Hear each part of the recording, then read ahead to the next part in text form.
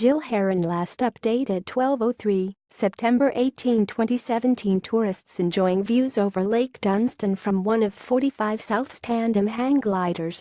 Visitors are getting airborne over Cromwell with New Zealand's only towed hang gliding operation opening in the central Otago destination. Pilot and crooner Ian Clark said Australian, Chinese, and American clients have been most prevalent at Newleupan 45 South tandem hang gliding. Flying off the Sugarloaf airstrip at Loburn, the company planned to run daily flights, initially from bookings sourced through the Queenstown offices of associated company, Skytrack.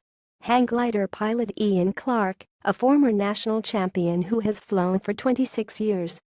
He hoped an office could be opened in Cromwell in a year or two once the business was established. "It's a great spot, close to Wanaka too, and we hope we will be able to capture the through traffic coming south from here." Clark, who has flown hang gliders for 26 years, said his last 4 winters had been spent flying clients in Glenorchy, as part-owner of Skytrack.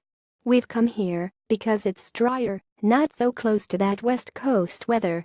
And we can fly year-round here in Cromwell. We only had access to the strip in Glenorchy during winter." He enjoyed the quiet launch site and wide, empty skies all around. "It's my passion. It's very quiet up there and it's as close as you can get to actually having 2 wings on your back and flying like a bird. Sharing that with others is amazing. It's something people remember the rest of their lives." In the wheeled tandem glider, client and pilot harness in horizontally, one above the other. The glider is attached by rope to the purposible tugboat of the sky, a Dragonfly microlight. The microlight's key attribute was the ability to fly very, very slow. Towed hang gliding is a great option, as anyone could do it including the elderly and disabled, he said. It also meant, if the wind was blowing the wrong way you could about face and take off in the opposite direction, something you could not do foot launching off a hillside. There were no other commercial tow operations in this country, but a handful overseas in places where people couldn't access suitable mountain areas, he said.